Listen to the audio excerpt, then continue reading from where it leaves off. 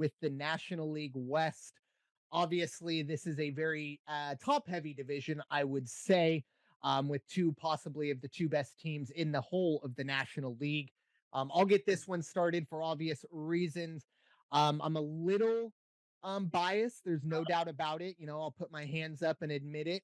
But at the same time, I think the Padres are not only the best team in the National League West, I think they are the best team in the National League when they get fully healthy and Joe Musgrove is back and Fernando Tatis is back from suspension. And, hopefully by mid-May, this team will be fully healthy and we'll be able to see all these teams fully get rolling. But like I said, I think the Padres, they end up number one. They, maybe the best team in the whole of the National League after the Xander Bogart signing this past offseason.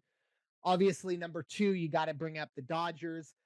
In this situation, I will say we touched on it a few weeks ago, but it's been a kind of an oddly quiet offseason for the Dodgers. Haven't made the big splash that it seems like they make every offseason.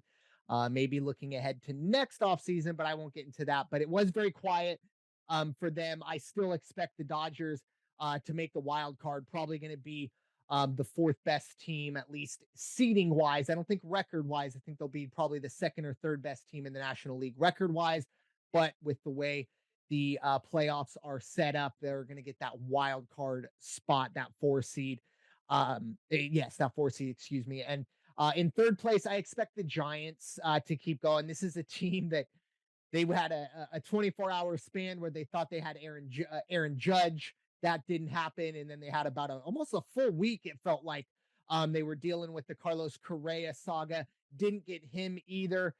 Look, I think the Giants are just too reliant on their starting pitchers and a really old lineup. Let's be honest, this is a veteran team, which is fine, but I really just don't think they have enough to compete with the Padres and Dodgers as a whole. I do expect the Diamondbacks to finish in fourth place. Look, they're getting better from a few years ago where they won, it seemed like 100 or where they lost 120 games. It wasn't that dramatic, but they did not have a very good season. They are getting better. However, I still think they have a long way to go in this division. And of course, you have the Colorado Rockies, who I expect to finish at the end. The biggest offseason story for the Rockies was their owner essentially crying that the Padres are spending money. Padres and other teams are spending money. He was very upset that there are other owners that actually are spending money and want to win.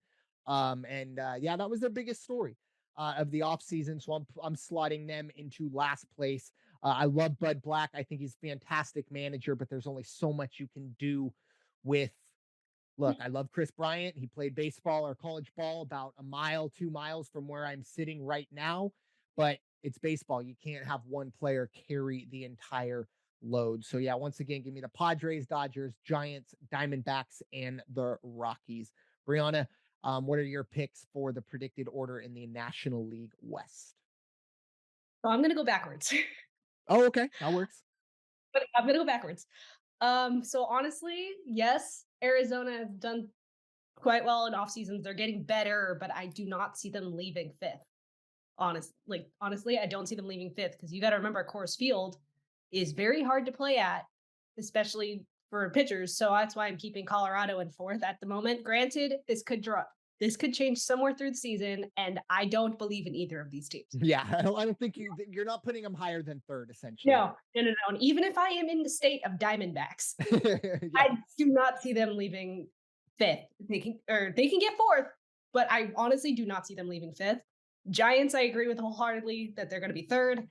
Now, look, It's all good. I can't really tell you who's going to come out on top because it's going to be a toss up no matter what, depending on if people stay healthy.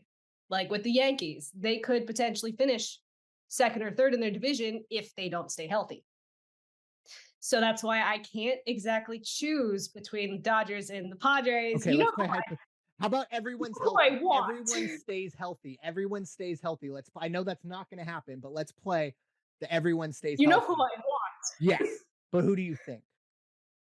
It's okay. You're not breaking my heart over here. I'm probably in the minority. I think most people are expecting the Dodgers to stay on top. But if everyone stays healthy, who do you think? If everyone stays healthy, I'm gonna actually go with you. Oh, perfect. Even better. but like, Perfect. But like I said, it's all going to be dependent on one, Yeah, staying healthy, two, suspension, agreed. because you never know.